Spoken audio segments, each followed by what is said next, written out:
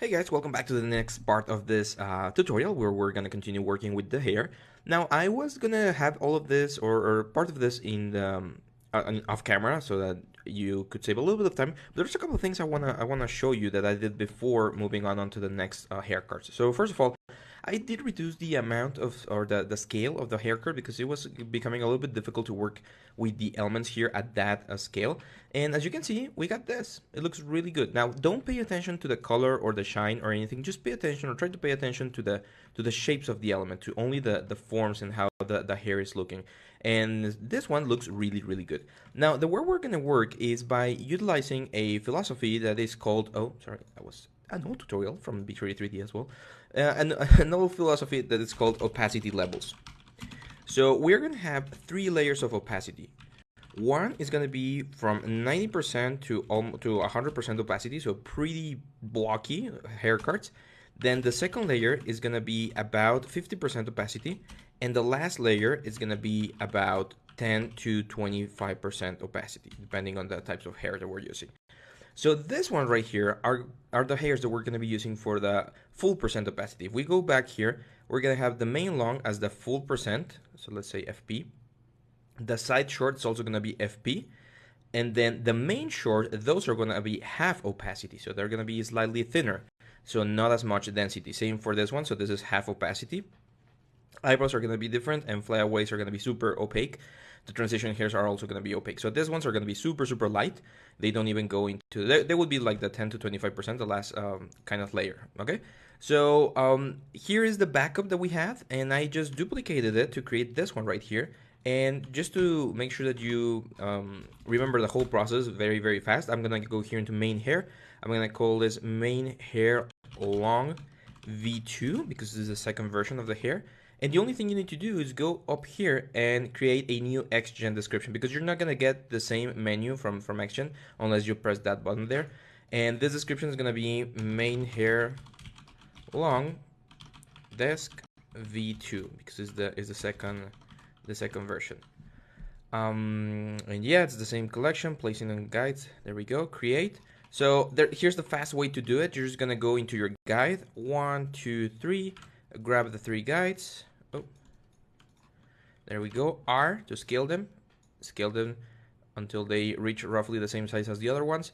I like to shape the guides slightly before I do the what's it called, the generation of the hair, because it's a little bit easier to manage the vertex this way.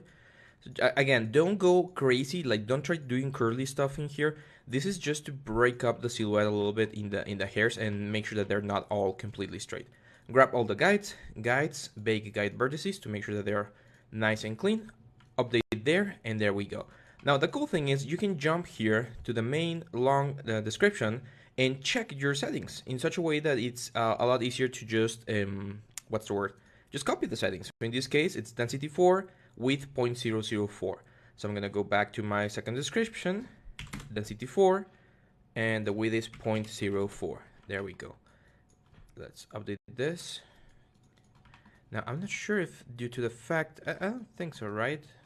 I'm not sure if because I scaled it, it has a different resolution. It shouldn't have though, but let's try it again. So I'm gonna go here very fast. I'm gonna create a new map for the place where I want the hair to be.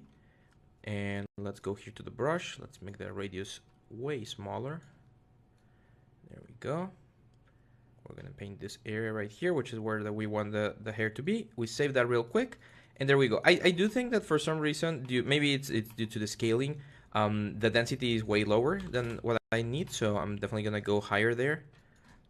It's probably 10 times higher. Yeah, that seems a little bit closer to what I'm looking for. Let's update that. Yeah, that's way closer. Perfect. So very quick here, we're gonna do the width of the hair. So again, that kind of like a teardrop shape here.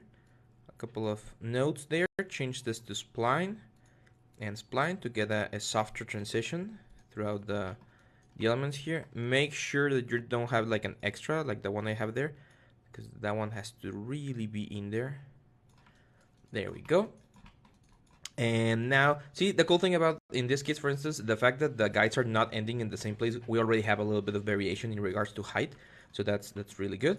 That's just a matter of going into the modifiers, add one more modifier. Let's start with the clumping. So we'll do clumping here, okay.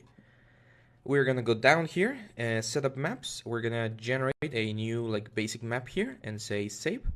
There we go. And now in this case, maybe I do want this variation to be slightly more clumpy. So 0.7 could be, no, let's leave it here at 1. Or maybe like a 0.9. Just hit these things. Yeah, there we go. That's better. Now this is how much clumpiness there is overall, like throughout the elements. So maybe we don't want that much clumpiness on the tips. Update there. I'm not sure if this is a driver display from my part, but usually you don't get this kind of stuff. There we go. So that looks a little bit better. You can see the clumping there. Let's go for the cut. So we're gonna add 1 cut. Okay. And this one, again, the numbers shouldn't be that high because we're working with less distance. So see, with like a 5 or a 10, we get a very nice variation there. I think a 10 is a little bit too much. It looks too thin now. So let's go with a 5. There we go. And finally, just a noise. Up here, we add 1 noise right here. Okay. And let's do like a 3 and a 3. There we go. So that it's closer to this one, maybe a little bit more frequency or magnitude. Yeah, that's it.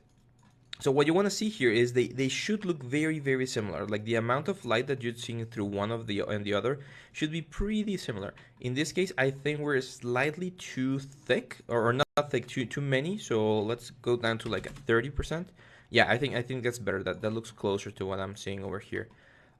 Careful here. You can see that the place at where the tips start are a little bit bigger, so I'm gonna make sure to modify that. There we go. Yeah, that looks good. I'll probably grab the guides and scale them down or move these points down a little bit. There we go.